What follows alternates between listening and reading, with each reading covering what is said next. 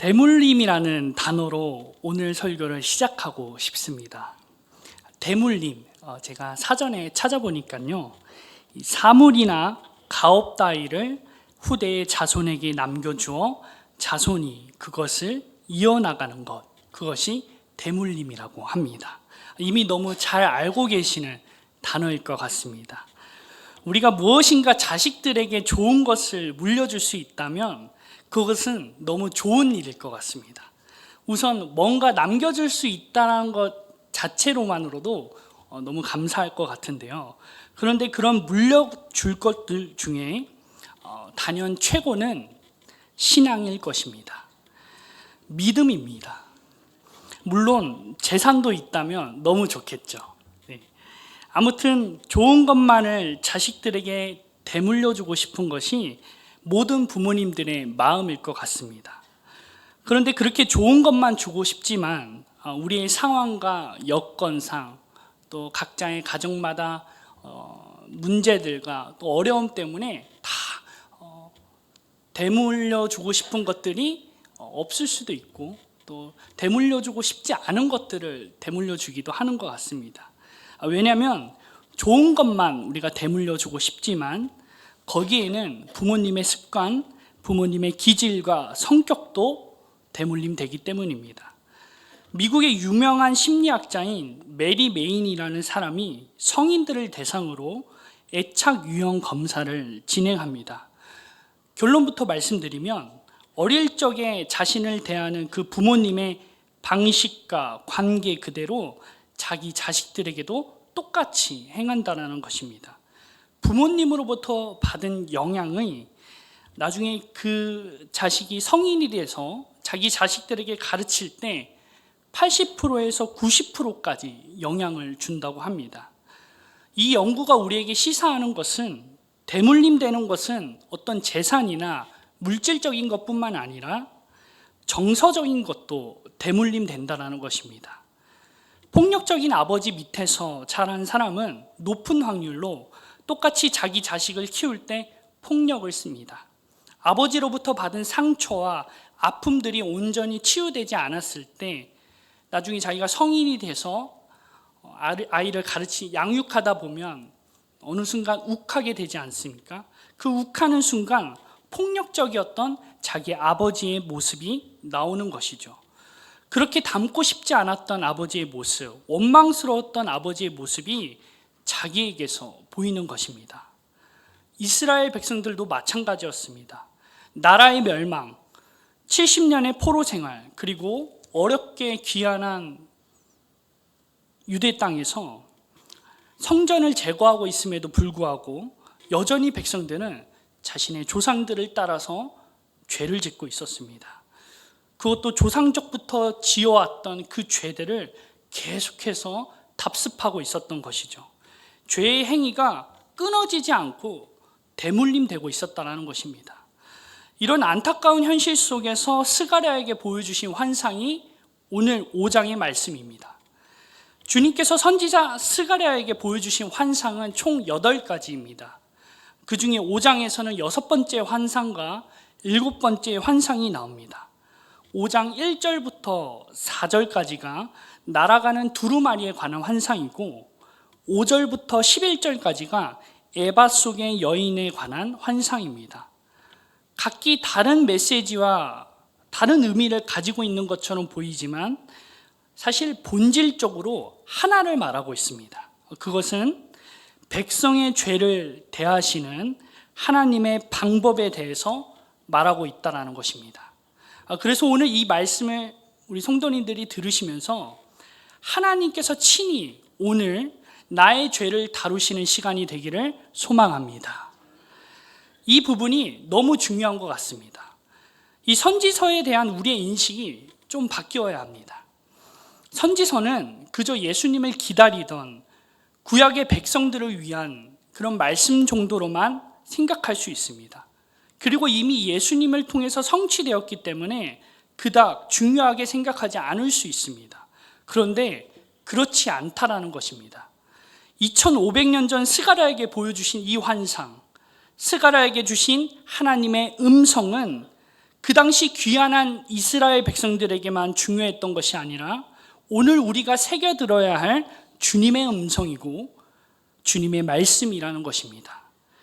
그러므로 우리는 선지서뿐만 아니라 모든 말씀을 대할 때도 마찬가지입니다. 나의 현실과 동떨어진 말씀은 없습니다. 특별히 오늘 본문인 스가랴 5장이 더욱 그러한데요. 오늘 이 말씀은 내가 그동안 끊지 못했던 죄를 주님께서 어떻게 대하실 것인지에 대해, 또 우리 삶에서 반복되어지고 있는 죄의 문제에 대해서 주님께서 어떤 대안을 가지고 계신지 그것을 발견하는 시간이 되었으면 좋겠습니다.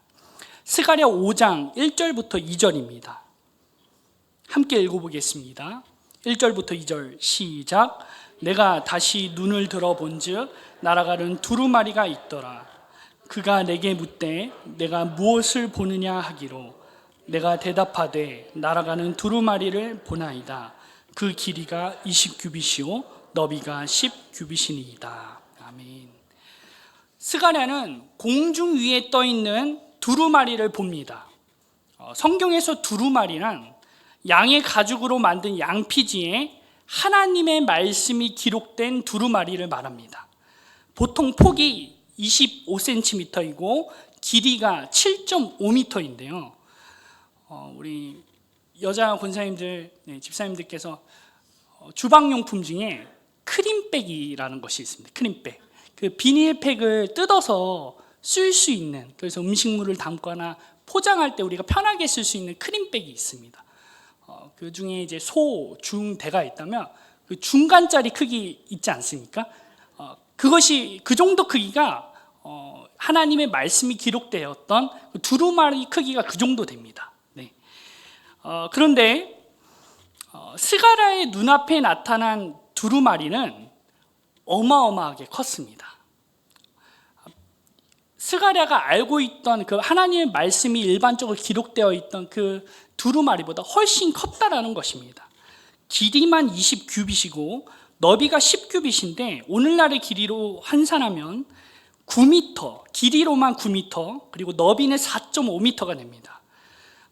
이 크기가 어느 정도냐면요, 지금 믿음 성전에 있는 그 LED 대형 스크린보다 약간 작다고 생각하시면 됩니다. 네. 본당에 있는 LED 대형 스크린이 가로 11m 조금 넘고 세로 5m 정도 되는데요. 그런데 이 대형 스크린보다 약간 작은 크기가 바로 스가랴의 눈앞에 두루마리로 나타났다는 것이죠. 실제 사용되는 두루마리의 크기에 비하면 압도적입니다. 네. 우리 성도님들도 처음 그 LED 스크린이 설치되셨을 때 깜짝 놀라시지 않으셨습니까? 근데 그게 두루마리로 되어 있어서 둥둥 떠 있다고 생각을 하며 압도적이라는 느낌을 받았을 것입니다. 이 정도 크기면 구약 성경 전체를 기록하고도 남을 정도의 크기입니다. 비록 어떤 말씀이 기록되어 있는지 우리가 정확하게는 알 수 없지만, 그러나 이렇게 거대한 두루마리를 통해서 하나님은요, 자신의 뜻을 강력하게 전하고 싶으셨다는 말씀입니다. 많은 백성들이 이 두루마리의 메시지를 보고 들음을 통해서 여호와께 돌아가는 은혜를 얻기 위해서 하나님께서 이렇게 크신 두루마리로 말씀하시는 것입니다. 하나님의 하이라이트, 하나님의 강조된 말씀을 통해서 하나님의 다급하신 심정을 전하고 싶으신 것입니다. 그리고 이러한 하나님의 다급한 마음, 그리고 강력하게 전하고 싶은 이 메시지가 천사의 설명을 통해서 드러나는데요. 스가랴 5장 3절입니다. 제가 읽겠습니다. 스가랴 5장 3절에 그가 내게 이르되 이는 온 땅 위에 내리는 저주라. 도둑질하는 자는 그 이쪽 글대로 끊어지고 맹세하는 자는 그 저쪽 글대로 끊어지리라 하니. 아멘. 천사는 두루마리에 대해 온 땅 위에 내리는 저주라고 말합니다. 그리고 두 가지 종류의 죄인이 나오는데요. 도둑질하는 자와 맹세하는 자입니다. 도둑질은 10계명 중에서 몇 번째 계명입니까? 네, 우리 도둑질은 10계명 중에서 몇 번째 계명일까요? 네, 8계명입니다. 이 10계명 중에 이 8계명을 제가 잘 외울 수 있는, 잘 떠오를 수 있는 팁을 좀 말씀드리고 싶은데요. 팔뚝으로 도둑질하지 마라. 네, 이 팔뚝으로 도둑질하지 말라 하는데 팔뚝으로 도둑질하지 말라라고 하시면 이 8번째 계명이 도둑질하지 말라구나라고 쉽게 연상하실 수 있을 것 같습니다. 이번에 맹세는 몇 계명입니까? 맹세는 3계명에 해당합니다. 여호와의 이름을 망령되게 부르지 말라는 말씀입니다. 그리고 이 2계명, 도둑질과 또 맹세와 관련된 이 3계명을 어기는 자들을 향해서 끊어지게 될 것이라는 경고의 말씀을 하고 계시는 것입니다. 심판의 메시지를 던지고 계시는 것이죠. 특별히 이 2가지 계명, 도둑질과 맹세하는 자들에 대해서 지목하셨던 이유는 이 죄들은 개인에게 국한된 죄가 아니기 때문입니다. 유대 땅에서 도둑질이 성행했던 것은 첫째, 경제적인 어려움과 빈곤율이 그만큼 심했다는 것을 말합니다. 제가 도둑질을 옹호하는 것은 아니지만 이 레미제라블의 그 장발장과 같은 사람들이 많이 있었다는 것입니다. 둘째로 도둑질하는 자에 대해서 하나님께서 심판하시겠다고 말씀하시는 것은 고리업자들에 대한 고발을 말합니다. 고리업자. 방금도 말씀드렸다시피 경제 불황이 심했습니다. 돈을 빌리지 않고는 도저히 살아갈 수 없을 정도의 생계들이었다는 것입니다. 그래서 많은 하층민들이 귀족들에게 돈을 빌렸습니다.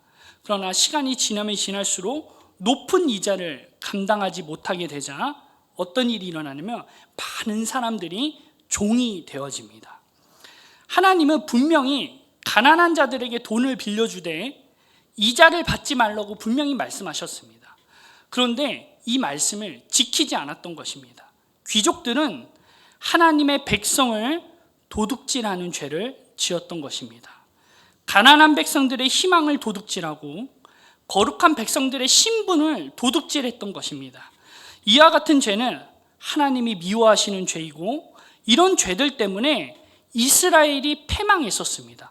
그럼에도 불구하고 여전히 이스라엘 백성들은 지금도 유대 땅에서 성전을 재건하고 있음에도 불구하고 이런 죄들이 지속되고 있었다는 것입니다. 다음으로 맹세하는 자들에 대해 하나님이 말씀하십니다.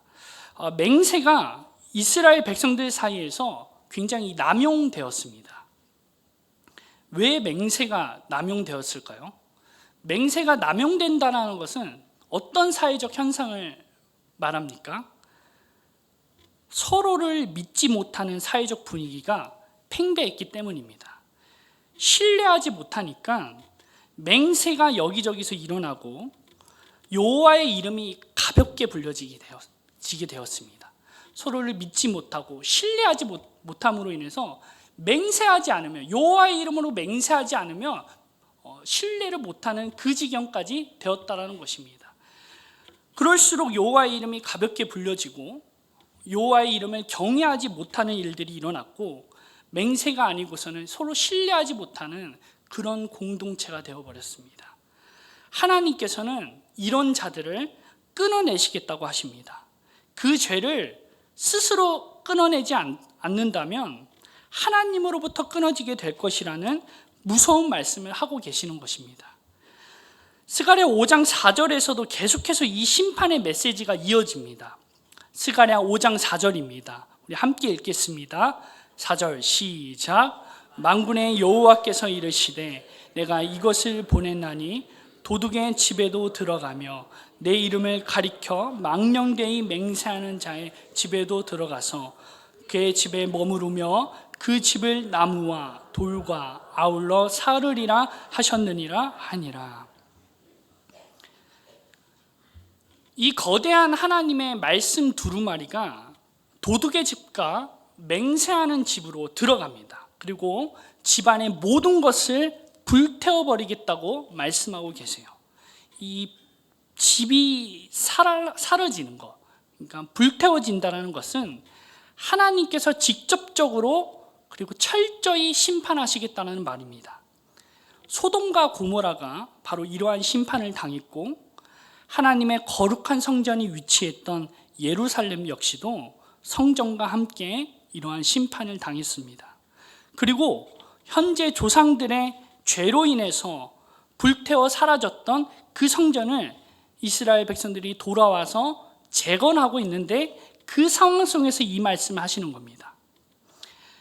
주님의 집을 세우기 위해서 너도 나도 할 것 없이 모두가 힘을 합쳐서 지금 애쓰고 있습니다. 그러나 그렇게 성전 공사를 위해서 봉사한다고 한들 죄를 해결하지 않으면 또다시 너희들의 집을 불태우시겠다고 말씀하시는 것입니다. 여전히 그들 사이에서 자행되었던 죄들, 조상적부터 이어져 온 이 악행들을 끊어내지 않으면 하나님으로부터 끊어질 것이다. 주님의 집을 짓는 헌신과 노력을 아무리 열심히 한다고 한들 그 죄를 끊어내지 못한다면 불심판을 피할 수 없을 것이라는 무서운 말씀입니다. 오늘 이 심판의 메시지를 제가 준비하면서요, 개인적으로 마음이 굉장히 무거웠습니다. 첫 수요 예배 설교를 해야 한다는 부담도 있었지만, 더 부담되었던 것은 제가 맡은 이 본문의 메시지가 좀 센 본문이기 때문입니다. 네. 하나님의 심판을 선포해야 했기 때문에, 또 이 메시지를 들으셔야 할 성도님들의 마음을 생각하면 좀 불편하실 수도 있겠구나라는 마음이 있었기 때문입니다. 그럼에도 불구하고 우리 하나님은 언제나 우리에게 좋은 것을 주시는 분이십니다. 아멘. 오늘 이 심판의 메시지 역시도 마찬가지입니다. 심판이 우리에게 주는 유익이 분명히 있다는 것입니다. 잘 생각해 보면 심판의 메시지를 들을 수 있다는 것은 아직 우리에게 마지막 여지가 남겨져 있다는 것을 의미합니다. 이 심판의 메시지를 듣고 우리가 만약 죄로부터 돌아설 수 있다면 이것이야말로 그 심판의 메시지 배후에 있는 하나님의 선하신 목적이 아닐까 싶습니다. 그래서 이 심판의 메시지는요, 누군가에게는 영적 각성을 일으킬 수 있는 말씀입니다. 하나님의 엄중한 경고 앞에 영적인 경각심을 일으켜서 다시 한번 하나님의 말씀 앞에 자신을 점검하게 되어지고 회개케 하는 말씀이 되는 것입니다.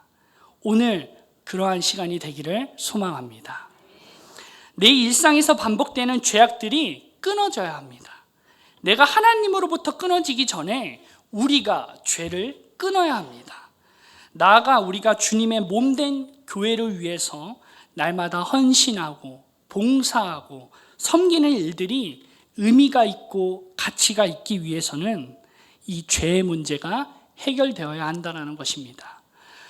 다음에서 이어지는 스가랴의 7번째 환상입니다. 에바 속의 여인인데요, 스가랴 5장 5절에서 7절입니다. 함께 읽겠습니다. 5절에서 7절 시작. 내게 말하던 천사가 나와서 내게 이르되 너는 눈을 들어 나오는 이것이 무엇인가 보라 하기로, 내가 묻되 이것이 무엇이니까 하니 그가 이르되 나오는 이것이 에바이니라 하시고 온 땅에서 그들의 모양이 이러하니라. 이 에바 가운데에는 한 여인이 앉았느니라 하니 그때 둥근 납 한 조각이 들리더라. 아멘. 에바는 곡식을 측량하는 도구입니다. 네. 어느 정도 양을 담을 수 있는지는 학자들마다 의견이 다 다른데요, 부피를 잴 수 있는 도구라고 생각하시면 좋을 것 같습니다. 우리나라로 따지면 되를 의미합니다. 되. 네. 제가 모래나의 시장 근처에서 삽니다. 네. 우리 성도님들 중에 모래내 시장 근처에서 사시는 분들이 있는지 모르겠는데요, 지금도 가면 그 모래내 시장에 되가 있습니다. 이 되에다가 곡식이나 콩이나 멸치 이런 것들 담아서 파는 모습들을 가면 볼 수 있는데요, 이런 되와 같은 기능을 했던 것이 에바입니다. 네. 자, 그런데 스가랴가 환상 중에 본 에바는 보통의 에바와는 다릅니다. 네. 훨씬 컸습니다. 네. 왜냐하면 이 에바에는 무엇이 들어가 있다고 합니까? 한 여인이 들어갈 수 있을 정도의 크기였기 때문입니다. 그러니까 이 환상 속에 나타났던 에바는 일반적인 에바가 아니었다라는 것입니다. 왜냐하면 여인이 들어갈 정도였으니 얼마나 컸겠습니까? 저희가 되에 사람이 들어갈 정도면 엄청 크지 않겠습니까? 일반적이지 않았다라는 것이죠. 에바는 부피를 측정할 수 있는 도구입니다. 그래서 커서도 안 되고 작아서도 안 되는 게 에바입니다. 네. 왜냐하면 그런 큰 에바나 작은 에바가 있다는 것은 어떤 불순한 의도가 있기 때문에 그렇게 만든 것이죠. 제가 가족과 함께 새로 생긴 고깃집에 간 적이 있습니다. 네. 저희 집 식구가 4명인데요. 아버지, 어머니, 저 그리고 동생 이렇게 4식구가 이제 새로운 고깃집에 갔습니다. 그리고 저희 집은 항상 고기를 시키는 방법이 있습니다. 어떤 방법이냐면 4명이니까 4인분을 시킬 것 같잖아요. 근데 먼저 3인분을 시킵니다. 네. 그리고 먼저 3인분을 시키고 먹다가 중간에 2인분을 더 시켜서 먹습니다. 네. 그런데 새로 가본 고깃집에서는 이 3인분을 시켰는데 양을 너무 많이 주시는 거예요. 그래서 이제 맛있게 먹고 이제 결제할 때 사장님한테 여쭤봤죠. 사장님, 고기 양이 참 많던데 이게 무슨 일이냐고 이렇게 여쭤보니까요. 그 사장님이 뭐라고 대답을 하시냐면 우리 집은 정량대로 줍니다 라고 얘기해 주시는 거예요. 네. 정량을 주셨는데 제가 많이 주시는 것처럼 느꼈다는 것은 무슨 말씀입니까? 무슨 말입니까? 네.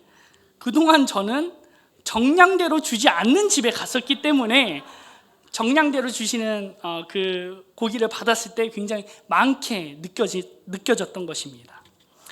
신명기에 보면 하나님께서 이와 같이 저울을 속이는 일, 큰 에바나 작은 에바를 만들어서 속이는 일에 대해서 금지하고 계십니다. 그러나 안타깝게도 더 이상 유대 땅에서는 공정한 에바를 찾을 수가 없었습니다. 모두가 불공정한 에바를 들고 장사를 했다라는 것입니다. 이런 경제적인 불의에 대한 환상으로서 그렇게 큰 에바를 보여주신 것입니다. 그리고 그 에바 속에 한 여인이 들어가 있습니다. 이제부터 지금 6번째, 7번째 환상 모두 되게 시각적인 환상들입니다. 그래서 제가 설명을 드릴 때 머릿속에서 눈앞에 그림을 그려가시면서 생각해 보시면 너무 좋을 것 같은데요. 그 에바 속에 한 여인이 들어가 있고 이 여인에 대해서 천사는 뭐라고 설명하냐면 악이라고 말하고 있습니다. 악. 그래서 이 악이 더 이상 에바 속에서 나오지 못하도록 납으로 무거운 납으로 덮어버립니다. 그리고 이 덮어버린 에바를 학의 날개를 가진 두 여인이 에바째 통째로 들고 신할 땅 바벨론의 수도로 옮겨버립니다. 이것은 그동안 이스라엘 백성들을 죄짓게 만들었던 도구인 이 에바와 그리고 죄를 짓게 만들도록 유혹하는 악이 더 이상 빠져나오지 못하도록 통째로 거기에 담아서 신할 땅 바벨론으로 날려보내는 것입니다. 무슨 의미냐? 그들 가운데 관영했던 죄악들을 제거하시겠다라는 하나님의 강력한 의지를 말씀하고 계시는 것입니다. 말씀을 정리합니다. 스가랴에게 보여주신 이 6번째 날아가는 두루마리 환상과 7번째 에바 속의 여인을 통째로 날려버린 이 환상은요, 사랑하는 자기 백성들이 죄에 빠져 계속적으로 멸망의 길로 치닫고 있는 것을 가만히 보시지 못하시고 하나님께서 간섭하시겠다는 말씀입니다. 거대한 두루마리 환상을 통해서는 하나님의 강력하면서도 다급한 심판의 메시지를 보여주심을 통해서 백성들이 회개하고 돌아오길 원하시는 것이고, 에바 속 여인은 이스라엘 백성들 가운데 퍼져버린 이 암덩어리와 같은 죄악을 모조리 도려내고자 하시는 하나님의 의지가 담겨진 환상이라는 것입니다. 한쪽은 심판의 메시지를 통해 회개하게 만드는 것이고, 한쪽은 이스라엘 백성들이 더 이상 죄를 짓지 않을 수 있도록 하나님께서 직접 제거하시겠다는 것입니다. 그리고 이 두 가지 일은 신약에서 하나로 귀결되어집니다. 바로 예수 그리스도의 십자가에서 성취되어집니다. 우리는 십자가에 달린 예수님을 볼 때 우리가 당했어야 할 심판이 보입니다. 내 죄 때문에 내가 받아야 할 심판, 내가 당했어야 할 죄값이 보인다는 것입니다. 그래서 십자가에 달리신 예수님을 볼 때 우리는 회개할 수밖에 없습니다. 공중에 떠 있는 거대한 두루마리의 메시지보다 더욱 강력하고 거대하게 우리 안에서 회개의 마음을 불러일으키고 돌아서게 하는 능력이 십자가를 통해서 더욱 선명하게 드러난다는 것입니다. 그리고 십자가 위에서 흘리신 그 예수님의 보혈은요, 그동안 우리를 더럽게 만들었던 죄를 깨끗하게 만들어줍니다. 십자가에 달리신 예수님과 그 피를 의지할 때 비로소 우리 안에 있는 죄, 우리 안에 있는 문제를 온전히 도려내어지고 제거되어지는 은혜가 시작됩니다. 할렐루야, 아멘. 반복되는 죄악으로 인하여 고통받고 계시는 성도님들이 계십니까? 영적 슬럼프에 빠져서 구원의 감격이 메마른 채 겨우겨우 이곳에 발걸음을 하신 분들이 계십니까? 십자가 앞에 다시 서는 은혜가 있기를 소망합니다. 진정한 회개가 시작되고 우리의 전 인생과 삶의 모든 부분들이 그리스도의 피로 말미암아 정결케 되어지는 은혜가 있기를 소망합니다.